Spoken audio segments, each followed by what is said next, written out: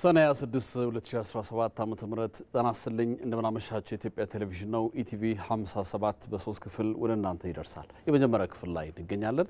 ዋና ዋናዎችን ላስታውቃችሁ።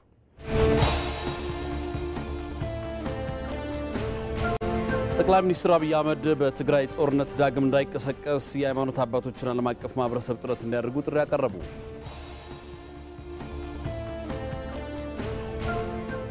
የትግራይ 100% ጦርነት አይፈልግም። 100% ጥርጥር የለውም። አይቶታል። እንትርፍ የለውም። የሃይማኖት አባቶች የሁሉም እምነት አባቶች እዚህ ተወካዮች አላችሁ። ሌላ ምንም ስራ የላችሁም። በፍጥነት ትግራይ ወደ ግጭት እንዳይገባ ወደ ጦርነት እንዳይገባ ስራችሁን አሁን ጀምሩ። ከተጀመረ በኋላ ብትናገሩ ዋጋ የለውም። አሁን ባለሀብቶች፣ ምሁራን፣ ኤምባሲዎች አሁን ውጊያ እንዳይጀመር። የ28 ዓመቱ ፖርቹጋላዊ የሊቨርፑል አጥቂ ዲዮጎ ጆታ ከወንድሙ ጋር በመኪና አደጋ ህይወት ማለፉን የስፔን መገናኛ ብዙሃን ዘግበዋል።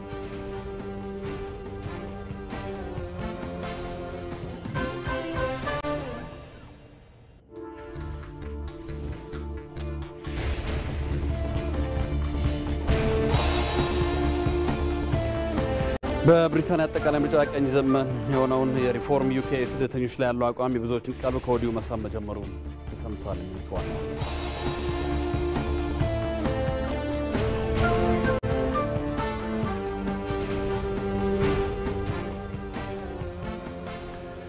ከዜናዎቹ ጋር አንተነህ ደግፌ ነኝ።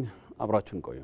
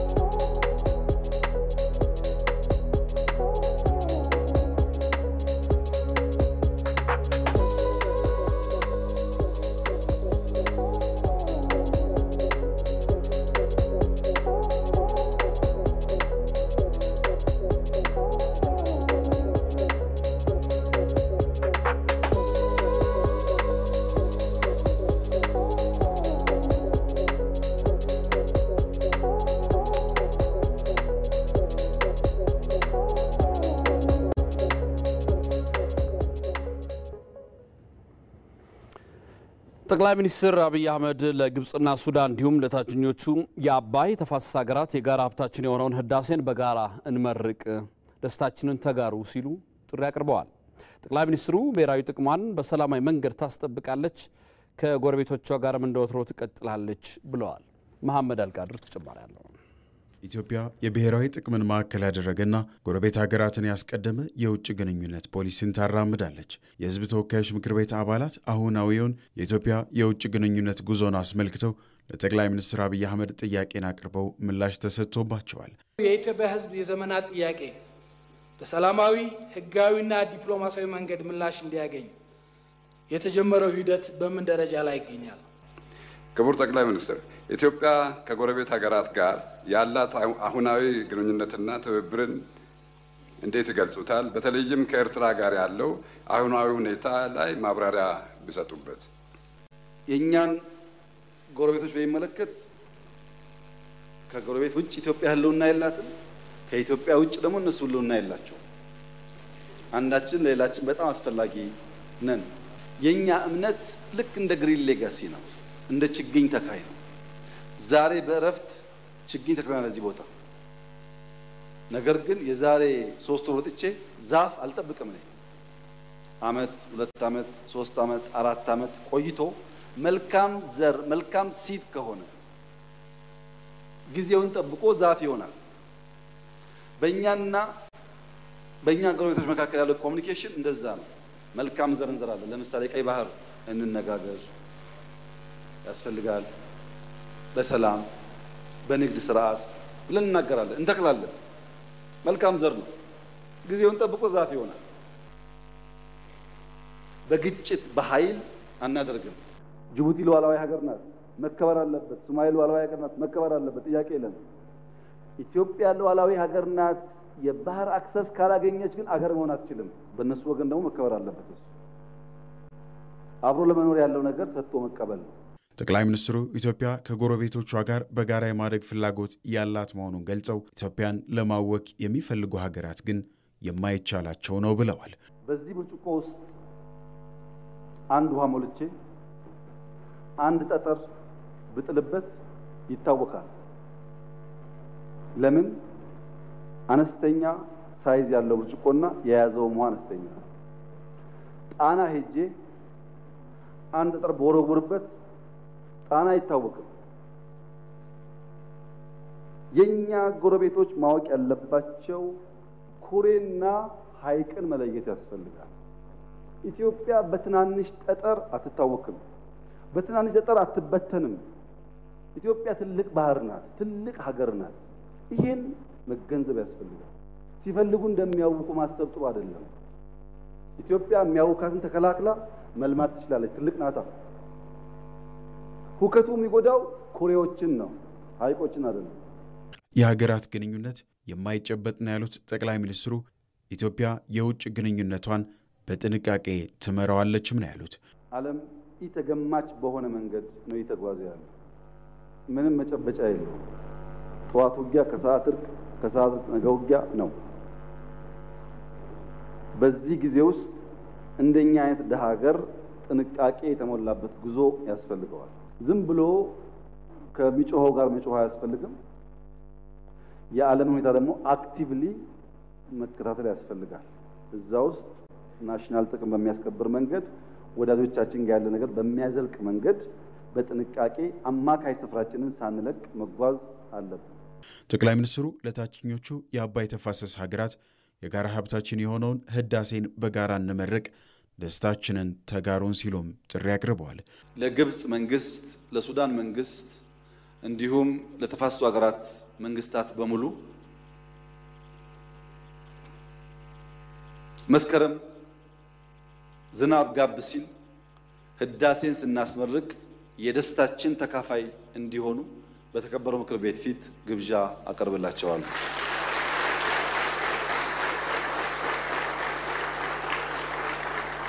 ጠቅላይ ሚኒስትር አብይ አህመድ ኢትዮጵያ ብሔራዊ ጥቅሟን በሰላማዊ መንገድ እንደምታስጠብቅም ገልጸዋል። ኢትዮጵያ ወደ ውጭ ከላከቻቸው ምርቶች 8.1 ቢሊዮን የአሜሪካን ዶላር ገቢ ማግኘቷን ጠቅላይ ሚኒስትር አብይ አህመድ ተናገሩ። ጠቅላይ ሚኒስትሩ በተወካዮች ምክር ቤት ተገኝተው በሰጡት ማብራሪያ ዘንድሮ 900 ቢሊዮን ብር ገቢ ከግብር መሰብሰቡንም አስረድተዋል። ሳምሶን ገርሉ ተጨማሪ አለው። ጠቅላይ ሚኒስትር አብይ አህመድ በ2017 በጀት ዓመት እቅድ አፈጻጸም ላይ ለተወካዮች ምክር ቤት ማብራሪያ ሰጥተዋል። ጠቅላይ ሚኒስትሩ በማብራሪያቸው ከሀገር ውስጥ ገቢ 900 ቢሊዮን ዶላር መሰብሰብ መቻሉን ጠቁመው ወደ ውጭ ከተላኩ ምርቶች 8.1 ቢሊዮን ዶላር ገቢ መገኘቱንም አንስተዋል።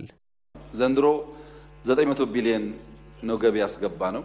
ለተከበረው ምክር ቤት በእቅድ ያቀረብነው ኤክስፖርት በዚህ ዓመት 5.1 ቢሊዮን ዶላር ነው። ምክንያቱም አምና 3.8 ገደማ ስለሆነ በ1 ቢሊዮን ፕላስ ጨምረን 5.1 ቢሊዮን ዶላር ኤክስፖርት እናደርጋለን ነው እቅዳችን። ያሳካ ነው ጥቂት ቀናት ስለሚቀሩት ኤግዛክት ቁጥሩን መናገር ቢያስቸግረኝም 8.1 ወይም 8.2 ቢሊዮን ዶላር ነው። ይሄ ማለት ካቀድነው 3 ቢሊዮን ጭማሪ ማለት ነው። እቅድ አሳክታ የማታውቅ ሀገር ካቀደችው 3 ቢሊዮን ጭማሪ ማለት ነው። ከአምናውስ ከእጥፍ በላይ ማለት ነው። ታዲያ ሪፎርሙ ካልሰራ ኢትዮጵያ 8 ቢሊዮን በ2-3 ዓመታት የምታመጣውን ኤክስፖርት በአንድ ዓመት ኬት ልታሳካ ትችላለች? ከዚህም ባለፈ የውጭ ምንዛሬ ግኝት መጨመሩን ጠቅላይ ሚኒስትሩ ጨምረው አንስተዋል። ሬሚታንስ 7 ቢሊዮን ዶላር ደርሷል። የውጭ ቀጥተኛ ኢንቨስትመንት 4 ቢሊዮን ተመዝግቧል። ከሰርቪስ የተገኘው ኤክስፖርት 8.3 ቢሊዮን ዶላር ሆኗል።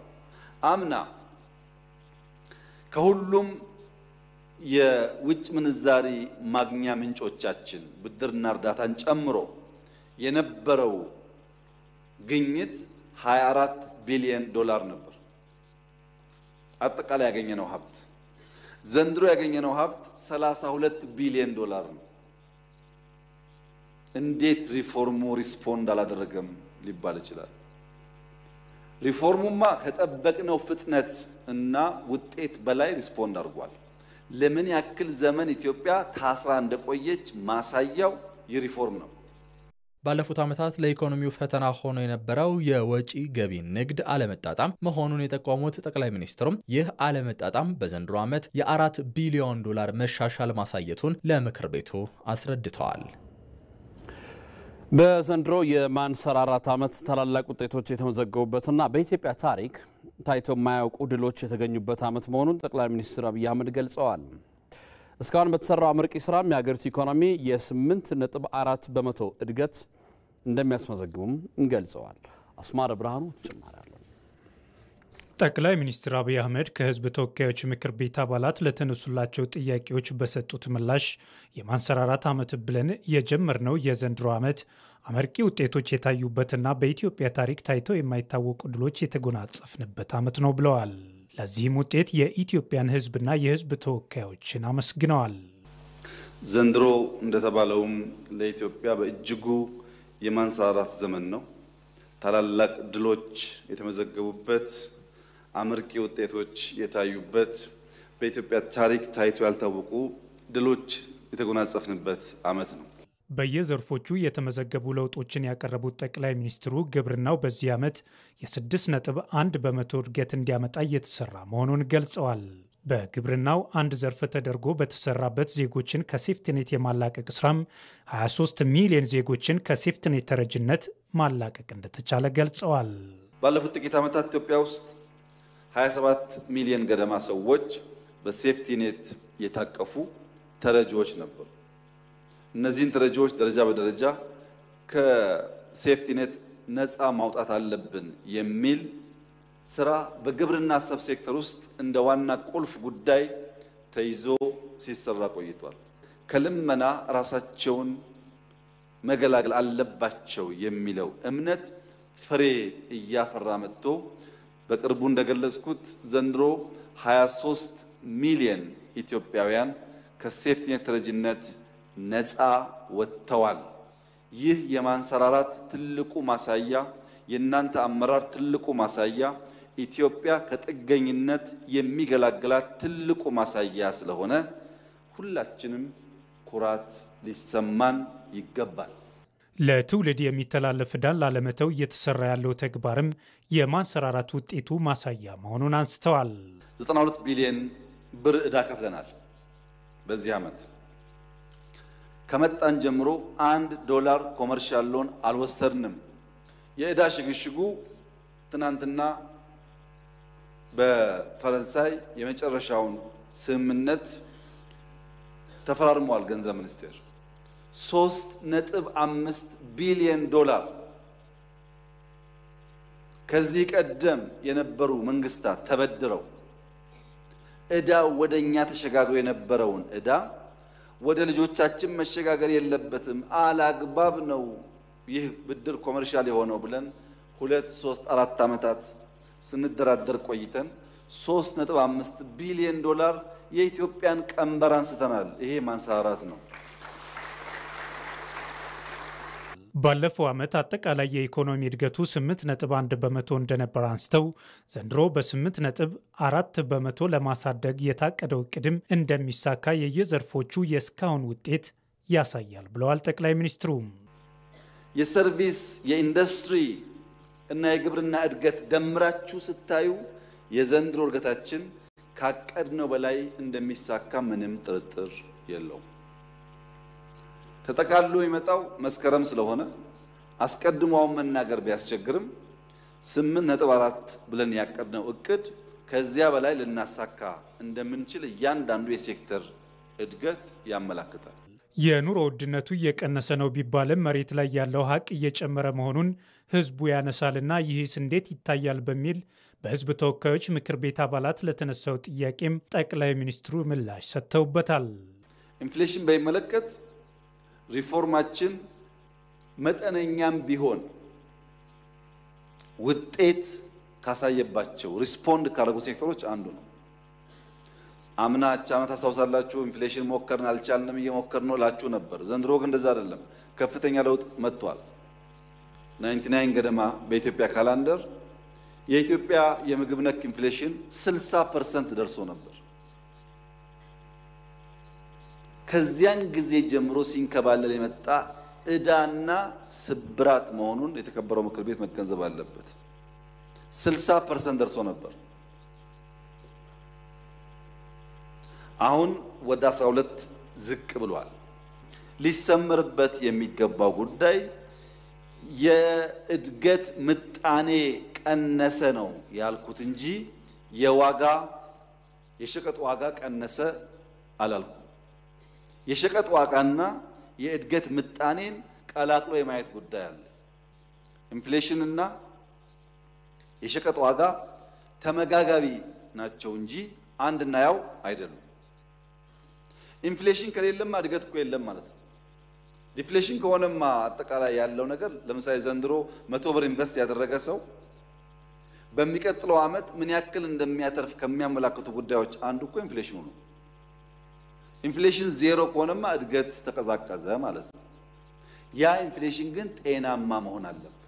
የዋጋ ግሽበትን በዘላቂነት መፍትሄ ለመስጠት ምርትን ማሳደግ ዋናው መፍትሄ በመሆኑ አሁንም ትኩረት ተሰጥቶበት እየተሰራ እንደሆነ ተገልጿል። ኢትዮጵያ ለመጀመሪያ ጊዜ በቅርቡ የጋዝ ምርት ለገበያ ታውላለች ሲሉ ጠቅላይ ሚኒስትር አብይ አህመድ ተናገሩ። ኢትዮጵያ የወርቅ ምርትን ጨምሮ በተለያዩ የማዕድን ምርቶች ላይ ውጤቶች አስመዝግባለች ብለዋል ጠቅላይ ሚኒስትሩ። አባዲ ወይናይ ተጨማሪ አለው። ጠቅላይ ሚኒስትር አብይ አህመድ ለሕዝብ ተወካዮች ምክር ቤት በሰጡት ማብራሪያ ከፍተኛ እድገት ከተመዘገበባቸው ዘርፎች መካከል የኢኮኖሚ ዘርፉ ተጠቃሽ መሆኑን ተናግረዋል። ምጣኔ ሀብቱ በበጀት ዓመቱ በተለያዩ ዘርፎች ውጤቶች ማስመዝገቡን የጠቀሱት ጠቅላይ ሚኒስትሩ በማዕድን ዘርፉም ስኬቶች መመዝገባቸውን አብራርተዋል። ኢትዮጵያ ለመጀመሪያ ጊዜ በቅርቡ የጋዝ ምርት ለገበያ ታውላለች ሲሉ ጠቅላይ ሚኒስትሩ አረጋግጠዋል። ኢትዮጵያ ውስጥ በጋዝና አካባቢ ላይ ያሉ የፕራይቬት ሴክተር እስከ ቅርብ ጊዜ ድረስ የነበራቸው አፕሮች መጥቶ ላይሰንስ መውሰድና በዚያ ላይሰንስ ብር መፈለግ ነው። ላይሰንሱን ይጁታል፣ ብር የላቸውም። በዚያ ላይሰንስ ብር ይፈልጋሉ። ይሄ መንገድ አያዋጣም ብለን በመንግስት ደረጃ በነበረ ንግግር የነበሩትን ኩባንያዎች ሰርዘን በማውጣት አዳዲስ አቅም ያላቸው ኩባንያዎች ወደ ሴክተሩ እንዲገቡ በመደረጉ ምናልባት የተከበረው ምክር ቤት ለረፍት ወጥቶ ሲመለስ ኢትዮጵያ ለመጀመሪያ ጊዜ የጋዝ ምርት ለገበያ ታውላለች።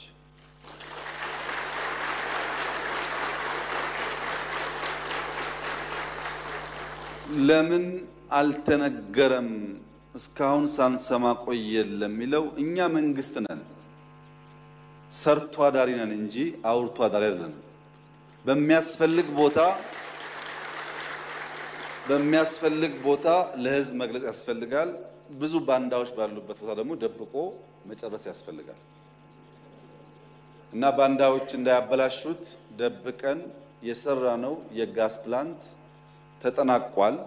በቅርቡ በሶማሌ ክልል ስንዴና ግድብ ሳስመርቅ ያያችሁኝ ፕራይመሪ የሄድኩት ለጋዙ ስራ ነው። ለምን ሄደ እንዳትሉ ነው፣ ስንዴ ሳይ ነበረው ማለት ነው።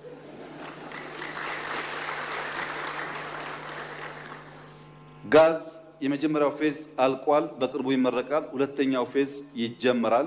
ከማዕድን ምርቶች ከፍተኛ የውጭ ምንዛሪ ገቢ መገኘቱን ያብራሩት ጠቅላይ ሚኒስትር አብይ አህመድ ከወርቅ ምርት ብቻ ከ3.5 ቢሊዮን ዶላር በላይ ገቢ መገኘቱን አብራርተዋል። ወርቅ ባለፈው ዓመት 4 ቶን ነው ኤክስፖርት ያደረግነው። በዚህ ዓመት 37 ቶን ነው ኤክስፖርት ያደረግነው። 4 ስንት ጊዜ ቢባዛ ነው 37 የሚሆነው? ያን የሚያክል ፖቴንሻል ተኝተንበት ከርመን ነው ስለምን የነበረው ማለት ነው። 300 ሚሊዮን ዶላር ኤክስፖርት አምና አድርገን 3.5 ቢሊዮን ዶላር ኤክስፖርት ዘንድሮ አድርገናል። ይሄ ትኩረት ያመጣው ውጤት ነው። ብዝሃ ዘርፍ ባንል ኖሮ በየትኛውም መስፈርት ኢትዮጵያ ውስጥ ማዕድን በዚህ መንግስት የተሰጠውን ትኩረት አግኝቶ ተሰርቶ አያውቅም። ውጤቱም ይናገራል። በብረት ምርት ኢትዮጵያ ሰፋፊ ስራዎችን ሰርታለች ያሉት ጠቅላይ ሚኒስትሩ የኢትዮጵያን ፍላጎት መመለስ በሚያስችል ደረጃ ፋብሪካዎች ስራ መጀመራቸውም ነው የጠቀሱት። የብረት ውጤቶች 18% አድገዋል። ብረት ከአይረን ኦር ከአፈሩ የማምረት አቅም ኢትዮጵያ ባትገነባም በሁሉም የብረት አይነቶች ስክራፕ ከተገኘ ጨፍልቆ ለመስራት የሚያስችል አቅም ገንብታለች። አሁን የሚቀረን ዋናው ጉዳይ አይረን ኦሩን አቅልጦ ወደ ብረት የመቀየር ስራ ካልሆነ በቀር ከዚያ በኋላ ያለው ስራ ከሞላ ጎደል የኢትዮጵያን ፍላጎት መመለስ በሚያስችል ደረጃ በርካታ ፋብሪካዎች ስራ ጀምረዋል። ኢትዮጵያ በማዕድን ዘርፉ ያላትን ተጠቃሚነት ለማሳደግ ከተለያዩ አቅም ካላቸው ኩባንያዎች ጋር በትብብር እየሰራች ስለመሆኑም ተጠቅሷል።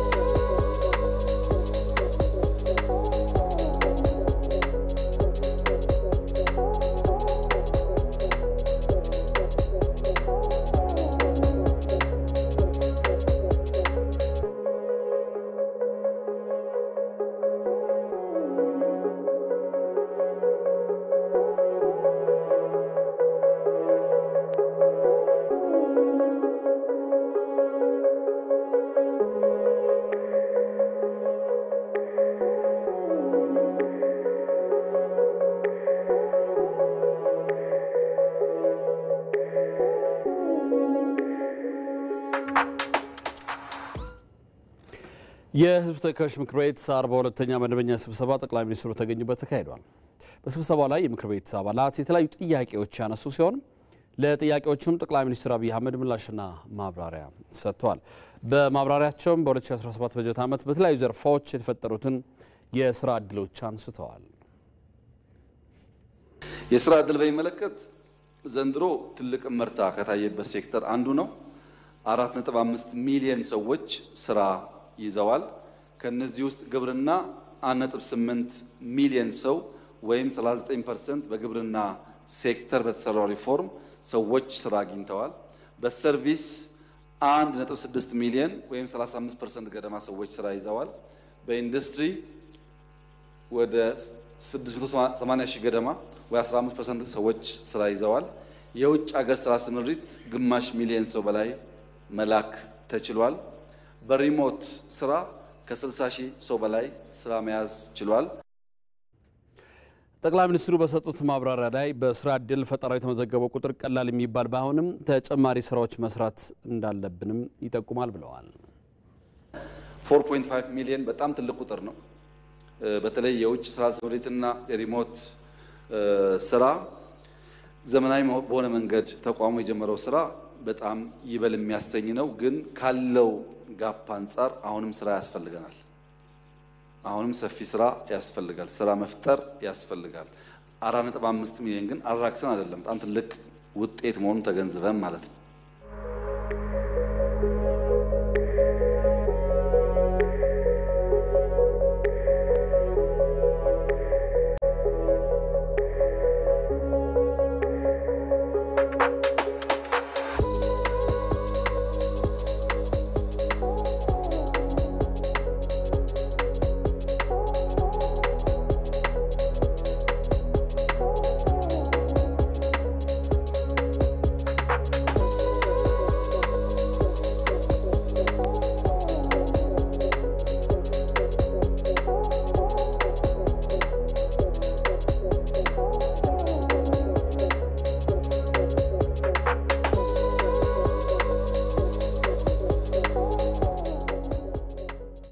ተመልካቾች ጠቅላይ ሚኒስትር አብይ አህመድ ከተወካዮች ምክር ቤት አባላት ጋር በመሆን የችግኝ ተከላ ስነ ስርዓት ማካሄደው ነበር።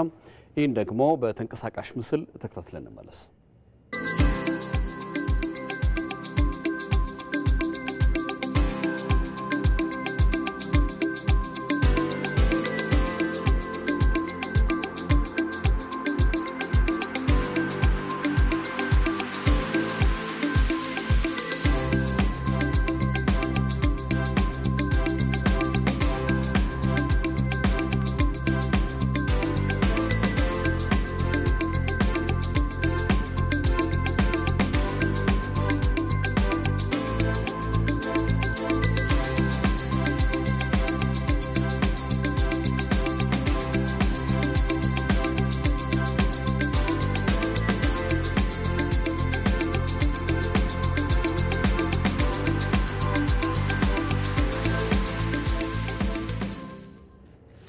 ለአገልግሎት ዘርፍ በተሰጠው ትኩረትና በተሰሩ የማሻሻያ ስራዎች ዘንድሮ 1.3 ሚሊዮን የውጭ ቱሪስቶች ኢትዮጵያን መጎብኘታቸውን ጠቅላይ ሚኒስትር አብይ አህመድ ተናግረዋል። በሕዝብ ተወካዮች ምክር ቤት 42ኛ መደበኛ ጉባኤ ማብራሪያ የሰጡት ጠቅላይ ሚኒስትሩ የቱሪዝም እድገት ከፍተኛ መሆኑና ከዘርፉ የሚገኘው ገቢም እያደገ መምጣቱን ገልጸዋል። ባደገ ኢኮኖሚ አብዛኛውን ድርሻ የሚወስደው የአገልግሎት ዘርፍ ሲሆን በኢትዮጵያ በተቀናጀ መንገድ ከተሰራ ሰርቪስ ኢኮኖሚውን የመሸከም ከፍተኛ ጉልበት እንዳለው ገልጸዋል። ዘንድሮ ኢትዮጵያ ከ150 በላይ ዓለም አቀፍ ኮንፈረንሶችን ማስተናገዷንም ጠቅላይ ሚኒስትር አብይ ተናግረዋል። ዘንድሮ 1.3 ሚሊዮን የሚጠጋ የውጭ ቱሪስት ኢትዮጵያን ጎብኝቷል። እስካሁን ካለው ከፍተኛ ቁጥር ነው። ይሄ የሆነበት ምክንያት የኢሚግሬሽን ሪፎርሙ፣ ኢሚግሬሽን ላይ የሰራናቸው ስራዎች፣ የአየር መንገድ ስራ፣ የሆቴሎች መዳረሻ ቦታዎች፣ የኮሪደር ልማት በጣም በርካታ ፋክተርስ ሊነሱ ይችላሉ። እዚች አካባቢ ዩኒቲ ፓርክ፣ ፍሬንድሺፕ፣ ሳይንስ ሙዚየም፣ ናሽናል ፓላስ ብቻ በዚህ ዓመት 1.5 ሚሊዮን ሰው ጎብኝቷል። ከግማሽ ቢሊዮን ብር በላይ ገቢ አግኝተንበታል። ከኮሪደር ልማት ጋር ተያይዞ በተፈጠረ የቱሪዝም መነቃቃት የሆቴሎች አገልግሎትና የሚገኘው ገቢ እያደገ መምጣቱን ጠቅላይ ሚኒስትሩ ተናግረዋል። የባቡር ትራንስፖርት በቁም እንስሳትና የቡና ወጪ ንግድ አዎንታዊ ሚና እየተጫወተ መሆኑን ጠቅሰው በአጠቃላይ የገቢና ወጪ ንግድ አስተዋጽኦ አለው ብለዋል። ሪፖርተራችን ሞላ ለማየው እንደዘገበው የኢትዮጵያ አየር መንገድ ከ19 ሚሊዮን ሰው በላይ ማጓጓዙንም ጠቅላይ ሚኒስትሩ ተናግረዋል። ባለፉት ጥቂት ዓመታት በእነዚህ ቦታዎች 13.5 ሚሊዮን ሰው ጎብኝቷል። ሳይንስ ሙዚየም፣ ፍሬንድሺፕ፣ ዩኒቲ ይሄ የተመዘገበና ብር የሚከፍል ነው፣ የሚታወቅ ቁጥር ነው ማለት ነው። አዲስ አበባ ላይ ባለው ዳታ በዚህ ዓመት ያለው የሀገር ውስጥና የውጭ ቱሪስት እድገት በጣም ከፍተኛ ነው። የቱሪዝም እድገት አንዱ ለሰርቪስ ኢንዱስትሪ እንደ ፒላር ይወሰዳል። ሁለተኛው አየር መንገድ ነው። አየር መንገዳችን በዚህ ዓመት 13 ተጨማሪ አውሮፕላኖች ገዝቶ 180 አውሮፕላን ደርሷል።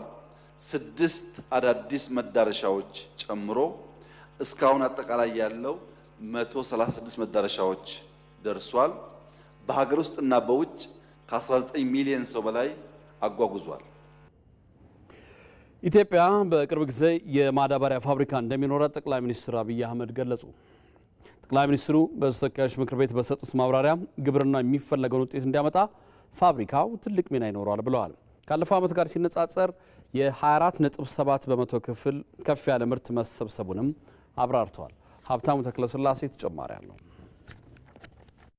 ኢትዮጵያ በማንሰራራት ዓመቷ ብዝሃ ዘርፍ ኢኮኖሚ መገንባትን ተልማ ግብርናዋን እያጠናከረች መምጣቷን ጠቅላይ ሚኒስትር አብይ አህመድ ዛሬ በሕዝብ ተወካዮች ምክር ቤት ተናግረዋል። ክፍለ ኢኮኖሚው 6 በመቶ እድገት እንዲያሳይ እቅድ ተይዞለት እንደነበር ያነሱት ጠቅላይ ሚኒስትሩ የምግብ ሉዓላዊነት፣ ከተረጅነት መላቀቅ የስኬቶቹ መነሻዎች እንደነበሩ አብራርተዋል። ኢትዮጵያ መለመን የለባትም፣ ልጆቿ ተክተው ሰርተው ከልመና ራሳቸውን መገላገል አለባቸው የሚለው እምነት ፍሬ እያፈራ መጥቶ በቅርቡ እንደገለጽኩት ዘንድሮ 23 ሚሊዮን ኢትዮጵያውያን ከሴፍቲኔት ተረጅነት ነፃ ወጥተዋል። ይህ የማንሰራራት ትልቁ ማሳያ፣ የእናንተ አመራር ትልቁ ማሳያ፣ ኢትዮጵያ ከጥገኝነት የሚገላግላት ትልቁ ማሳያ ስለሆነ ሁላችንም ኩራት ሊሰማን ይገባል። በየዓመቱ የግብርናው ምርትና ምርታማነት እየጨመረ ያልታረሰው መሬት እየታረሰ ዘንድሮ በ5.8 ሚሊዮን ሄክታር የሚታረስ መሬት እድገት የ24.7 በመቶ የምርት እድገት ልዩነት ያለው ምርት መሰብሰብ መቻሉን ጠቅላይ ሚኒስትሩ አንስተዋል። ባለፈው ዓመት ብዙ ጨምረናል ብለን 26 ሚሊዮን ሄክታር መሬት ታርሶ ነበር። በዚህኛው ዓመት ግን 31.8 ሚሊዮን ሄክታር መሬት ማረስ ተችሏል። 5.8 ሚሊዮን ሄክታር ተጨማሪ ቦታ አርሰናል ማለት ነው። በዚህ ምን አገኘን ከምርት አንጻር የተባለ እንደሆነ ባለፈው ዓመት በጥቅሉ 1.2 ቢሊዮን ኩንታል ምርት ነው ኢትዮጵያ የሰበሰበችው። ዘንድሮ ግን 300 ሚሊዮን ኩንታል ጨምሮ 1.5 ቢሊዮን ኩንታል መሰብሰብ ተችሏል። ጠቅላይ ሚኒስትሩ በንግግራቸው የተመዘገበው ለውጥ በተጀመረው የመስኖ ስራ በተሰሩና እየተሰሩ ባሉ ግድቦች እንዲሁም ግብርናውን ለማዘመን በሺ የሚቆጠሩ ትራክተር፣ ኮምባይነርና ፓምፖች ለአርሶ አደሩ እየደረሱ በመሆናቸው መሆኑን አብራርተዋል። እያደገ የመጣው ልምምድ የመንግስት ትኩረት ውጤት መሆኑን ነው ጠቅላይ ሚኒስትሩ የገለጹት። ትራክተር፣ ፓምፕ የምንገዛው ገንዘብ አሎኬት አድርገን ነው። መሬት የምናርሰው የግብርና ኤክስቴንሽን ሙያተኞች በእያንዳንዱ የአርሶ አደር ማሳ ላይ ቀን ከሌት እየፈጉ ነው። ሞቅ የሚሉ አካባቢዎች ማታ በፓውዛ በትራክተር የሚያርሱባቸው አካባቢዎች አሉ። በርካታ ቪዲዮዎች ይላኩልኛል። አዳዲስ ልምምዶች አሉ። ሌማትን እንኳን እንደ ማሳያ ብንወስድ ኢትዮጵያ ለመጀመሪያ ጊዜ ግራንድ ፓረንት የሚባል ነገር በዶሮ ምርት ውስጥ የጀመረችበት፣ በብዙ ቁጥር የእንቁላል ምርት ያደገበት፣ የወተት ምርት ያደገበት፣ በአርቲፊሻል ኢንሰሚኔሽን እየተስፋፋ ያለው የላሞች የማራባት ዘዬ በሰው 66 ሊትር የነበረውን የወተት ፍጆታ ወደ 88 ከፍ አድርጎታል። በማር በአሳ ከፍተኛ ለውጦች አሉ። ግብርናው ዋነኛ ግብአቱን ካላገኘ በእጅጉ መፈተኑ አይቀሬ ነው። የአፈር ማዳበሪያ መንግስት ልዩ ትኩረት ሲያደርግ ቆይቶ ይህንኑ ጉዳይ የመጨረሻ ልባት ሊሰጥበት ያቀደበትን ጠቅላይ ሚኒስትሩ አብስረዋል። በተደጋጋሚ እንዳነሳሁት የግብርና ሴክተር የተሟላ ውጤት የሚያስገኘው የማዳበሪያ ፋብሪካ ኢትዮጵያ ካላት ብቻ ነው። አሊያ በማዳበሪያ ምክንያት ምርታማነት ሊወርድ ይችላል። የማዳበሪያ ፋብሪካ ከተለያዩ ኃይሎች ጋር ስንነጋገር የቆየን ቢሆንም የናይጄሪያ ባለሀብት አሊኮ ዳንጎቴ ጋር ድርድር ጨርሰን የጋዙን ምርት ለገበያ መዋል ስንጠብቅ ነበር። በቅርቡ አሊኮ ዳንጎቴም ሲመላለስ የነበረው ለዚሁ ጉዳይ ነው። ይህ ምክር ቤት ከረፍት ሳይመለስ ኢትዮጵያም የማዳበሪያ ፋብሪካ መስራት ትጀምራለች። ከ40 ወራት በኋላ ደግሞ ጨርሳ ታስመርቃለች። ጠቅላይ ሚኒስትሩ በማብራሪያቸው ለግብርናው ዘርፍ የተሰጠው ልዩ ትኩረት ውጤት ያመጣበት እንደመሆኑ ተጠናክሮ እንደሚቀጥል አረጋግጠዋል። የ2018 በጀት ዓመት 1.93 ትሪሊዮን ብር ሆኖ ጸደቀ። የተወካዮች ምክር ቤት ባካሄደው 42ኛ መደበኛ ስብሰባ የፌዴራል መንግስት የ2018 በጀት ዓመት በጀት 1.93 ትሪሊዮን ብር ሆኖ በሙሉ ድምፅ አጽድቋል። የረቂቅ በጀቱን የውሳኔ ሀሳብ የፕላን በጀትና ፋይናንስ ጉዳዮች ቋሚ ኮሚቴ ሰብሳቢ አቶ ደሳለኝ ወዳጆ ለምክር ቤት አባላቱ አቅርበዋል። ከ2018 በጀት 1.2 ትሪሊዮን ብር ለመደበኛ ወጪ፣ 418 ቢሊዮን ብር ለካፒታል ወጪ፣ 315 ቢሊዮን ብር ለክልል መንግስታት ድጋፍ እንዲሁም 14 ቢሊዮን ብር ለክልሎች የዘላቂ ልማት ግቦች ማስፈጸሚያ ድጋፍ የሚል መሆኑ ተገልጿል። በጀቱ 1 ትሪሊዮን ብር ወይም 73 በመቶውን ከታክስ ገቢ፣ 236 ቢሊዮን ብር ከልማት አጋሮች፣ ቀሪውን ደግሞ ከፕሮጀክቶች ድጋፍና ልዩ ልዩ ገቢዎች ለማግኘት መታቀዱን የቋሚ ኮሚቴ ዋና ሰብሳቢ ተናግረዋል። በረቂቅ በጀቱ ከጥቅል ሀገራዊ ምርት አንጻር ያልተጣራ የበጀት ጉድለት 2.2 በመቶ እንዲሁም የተጣራ የበጀት ጉድለት 1% መሆኑንም ተገልጿል።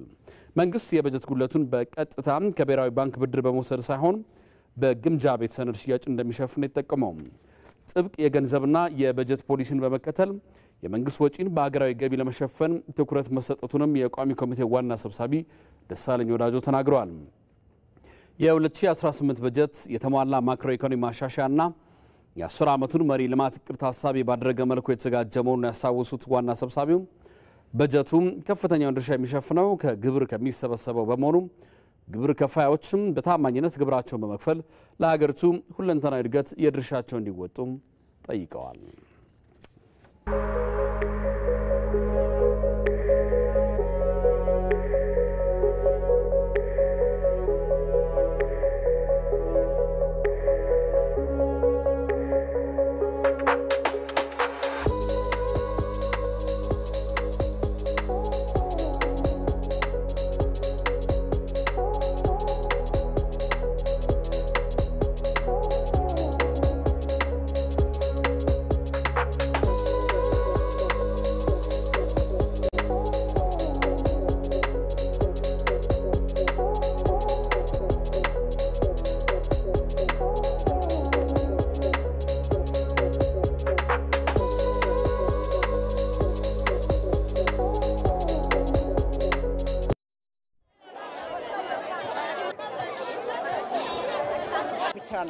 ያቁም በጣም ምናሙ የዳውሮ የቅቤ ገበያ ቀኝታችን ምልቲ ነው። ቅቤውን እስቲ ዋጋውን ለማወቅ ነው ወይስ ለምንድን ነው? ዋጋውን አውቀን ለተመልካቾችም ደግሞ ለመንገር ነው። እንደዛ ከሆነ ምን ችግር አለ?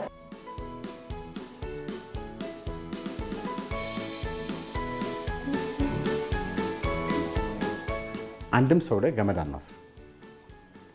በጣም ንጹሆች ናቸው። ደህና ሆነው ታስሮ የመጣው ልጅ መኪና እየነዳ ሲሄድ መጥቶ መኪናውን ይዞ ሲወጣ ያለ መንገድ ላይ በሰላም ጉዟን የምታረግና አንዲት ሴት አንቆ እየሳመ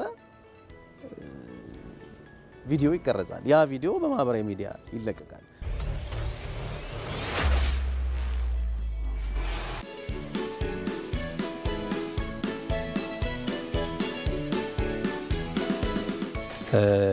ስለዚህኛ መስለሻል እንዳልኩሽ ቅድም የኛ እንድካም ደግሞ ታይልናለሽ።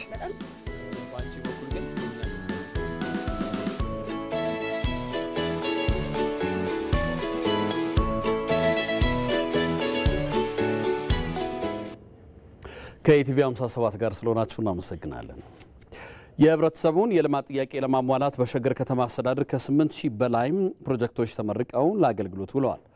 ፕሮጀክቶቹ በቡራዩ በመልካ ኖኖና በገፈርሳ ጉጄ ክፍለ ከተሞች የተመረቁ ሲሆን 2017 ዓ.ም የተገነቡ ከ8000 በላይ ፕሮጀክቶች መሆናቸውን የሸገር ከተማ አስተዳደር አስታውቋል። ፕሮጀክቶቹ በመንግስትና በህዝብ ተሳትፎ ከ40 ቢሊዮን ብር በላይ በሆነ ወጪ የተገነቡ ናቸውም ተብለዋል። ከተመረቁ ፕሮጀክቶች መካከል መንገዶች፣ ትምህርት ቤቶች፣ የውሃ ፕሮጀክቶች፣ የጤና ተቋማት፣ የአቅመ ደካሞች ቤቶችና ሌሎች እንደሚገኙበት የከተማ ከንቲባ ዶክተር ተሾማ አዱኛ ገልጸዋል።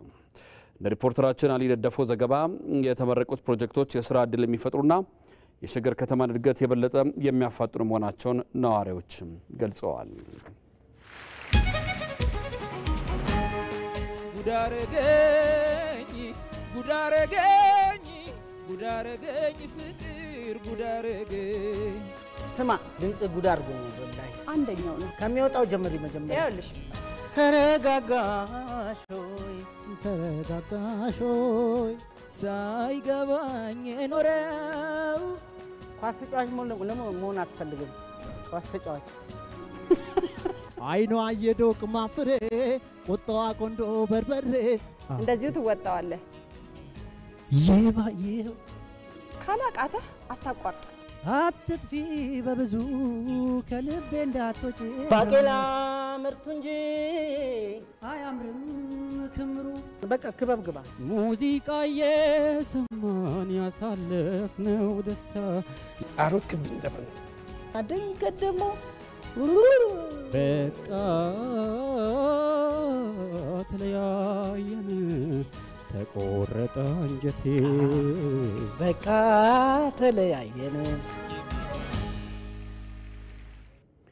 አስተማማኝ ሰላም እንዲረጋገጥ ምርምርና ልማት ላይ መሰራት አለበት ሲሉ የመከላከያ ዩኒቨርሲቲ ፕሬዝዳንት ብርጋዴር ጀነራል ከበደ ረጋሳ ተናገሩ። የሀገር መከላከያ ሚኒስቴር የምርምርና ልማት ፖሊሲ ረቂቅ ፍኖተ ካርታ ዙሪያ ከሚመለከታቸው ባለድርሻ አካላት ጋር ውይይት መድረክ በኢፌድሪ መከላከያ ዋር ኮሌጅ አካሂዷል። ምን ተስኖት ልማት ጨማሪ ያለው የሀገር መከላከያ ሚኒስቴር የሀገር ሰላምና ደህንነትን ለማረጋገጥ በቴክኖሎጂ የታገዙ ስራዎችን ማከናወኑን ይገልጻል። በዚህም ረገድ ባለፉት 2 ዓመታት ሀገራዊና ዓለም አቀፋዊ ነባራዊ ሁኔታን ከግምት ውስጥ ያስገባ የጥናትና ምርምር ፖሊሲ ማዘጋጀቱ ተገልጿል። በአጠቃላይ ሰራዊታችን የሚገነባባቸው የግንባታ ሂደቶችን በሙሉ ዳስሰዋል። ውጫዊ ሁኔታችን አሁን ያለው ዓለም አቀፋዊና አካባቢያዊ ሁኔታ በጣም ተለዋዋጭና እየተገማች ከመሆኑ የተነሳ በመሆኑ አሁን የተገነባው ወይም የተቀረጸው የምርምርና ልማት ፖሊሲ ሰነዱ ሁሉንም ያቀፈ ውስጥም ውጭም ሰነዶቹን ያቀፈ ነው ብሎ ማውሰድ ይቻላል። የጥናትና ምርምር ስራዎች የሀገርን ሰላምና ደህንነት ከማረጋገጥ ባሻገር የሀገርን ኢኮኖሚ በመደገፍም ፋይዳቸው የጎላ መሆኑ ተገልጿል። የማንኛውም ሀገር የኢኮኖሚ እድገቱ መስፈንጠሪያ ከመከላከያ ነው፣ ከኢንዱስትሪ ነው፣ ወይም ደግሞ ኢንዱስትሪው የፈጠራቸው ጥቃቅን የቴክኖሎጂ እድገቶች ናቸው። ይሄ በአንድ ወይም በሌላ መልኩ ከሀገሪቱ ኢኮኖሚ ጋር ይተሳሰራል። ስለዚህ ይሄ መንግስት በየጊዜ ኢኮኖሚውን ለኛ የሚበጀን የሚጠቅመን እየመደበ መኖር ብቻ ሳይሆን ከራሳችን ከውስጣችንም ኢኮኖሚን እንድናመነጭም ያደርጋል። ፖሊሲው ተግባራዊ ሲሆን የምርምር ስራዎችን ውጤታማ በማድረግ ሀገርን ካልተፈለገ የቴክኖሎጂ ጥገኝነት በማላቀቅ በራስ አቅም አዳዲስ የፈጠራ ውጤቶችን ተግባራዊ ለማድረግ እንደሚያግዝ ተገልጿል። የምርምር ፖሊሲው ረቆ ወደ ሰነድ ሲገባ ከዚህ በፊት የነበሩ ዕውቀቶች፣ ሀብቶች፣ ንብረቶች በሙሉ በተደራጀ መልኩ ለሚፈለጉ ዓላማ የሚሰራ ስለሆነ ያሉትን አደረጃጀቶች የሚያፋልስ አይደለም፣ የበለጠ የሚያጠናክርና እርስ በርሱን ተመጋጋቢ ሆኖ በርካታ የምርምር ተቋማታችን እንድንመሰርት እንዲቋቋም ምቹ ሁኔታ ይፈጥራል ብዬ እጠብቃለሁ።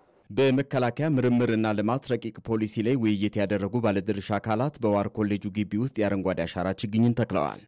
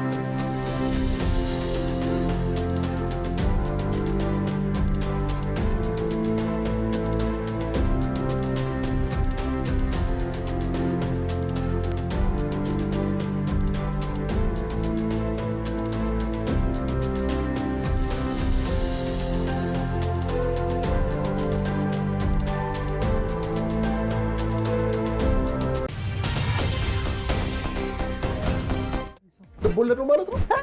አቤት የእሁድ ቤት ውሏችን ተጀምሯል። እስቲ ይቀመስ። ገጣሚ፣ ስራ ፈጣሪ ዛሬ ደግሞ ዊንታ ልጠበበት ትላለች።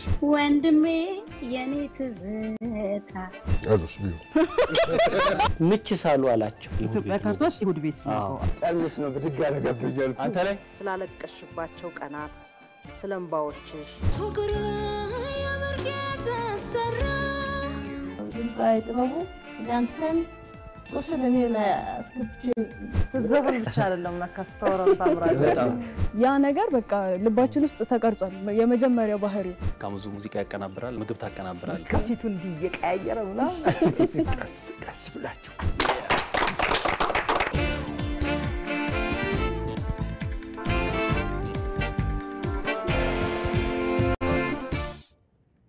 የውጭ ዜና። በብሪታንያ አጠቃላይ ምርጫ ቀኝ ዘመም የሆነው ሪፎርም ዩኬ ስደተኞች ላይ ያለው አቋም የብዙዎችን ቀልብ ከወዲሁ መሳብ መጀመሩ ተሰምቷል። ከምርጫው አስቀድሞ የስደተኞች ጉዳይ ዋና የመለያ መስፈርት ሆኖ በመራጮች ዘንድ መወሰዱ ለሪፎርሙ ዩኬ ሰርግና ምላሽ የሆነለት ይመስላል። የቀኝ ዘመን ፓርቲው የምርጫ ቅስቀሳ ጭብጥ ወደ ብሪታንያ በትናንሽ ጀልባዎች የሚደረጉ የስደተኞች ጉዞዎችን ማስቆም እንደሆነ የተነገረ ሲሆን ይህ ታዲያ በብሪታንያ ስደት መጠን ከልክ አልፏል ለሚሉ መራጮች ፓርቲ ማለት ይህ ነው ሳያሰኛቸው አልቀረም ተብሏል። ሪፎርሙ ዩኬ በቅርብ ጊዜ በተከናወኑ የማማ ምርጫዎችና በገጠራማ አካባቢዎች በተደረጉ ምርጫዎች እያሸነፈ መምጣቱ የሚታወስ ነው። የ28 ዓመቱ ፖርቹጋላዊ ሊቨርፑል አጥቂ ዲዮጎ ጆታ ከወንድሙ ጋር በመኪና አደጋ ሕይወቱ ማለፉን የስፔን መገናኛ ብዙሃን አስታውቀዋል። በአውሮፓውያኑ 2020 ከወልቭስ በ40 ሚሊዮን ፓውንድ ለሊቨርፑል የፈረመው ጆታ በሰሜን ምዕራብ ስፔን ባጋጠመው አደጋ ሕይወቱ ማለፉ ተነግሯል። ጆታ ከቀናት በፊት ነበር ከረጅም ጊዜ ፍቅር ጓደኛው ሩት ካርዶስ ጋር ትዳር የፈጸመው። ጥንዶቹ 3 ልጆችም አፍርተዋል።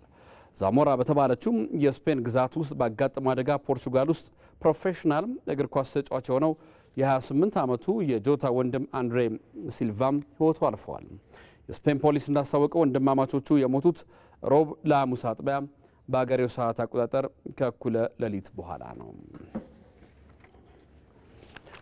ከኢትዮጵያ ቴሌቪዥን ኢቲቪ 57 የመጀመሪያ ክፍል እዚህ ላይ ያበቃል። ከጥቂት ደቂቃዎች በኋላ ወደ ሁለተኛ ክፍል መልሰን እንገናኛለን። አብራችሁን ትሆኑ ዘንድ ያክብሮት ግብዣችን ነው።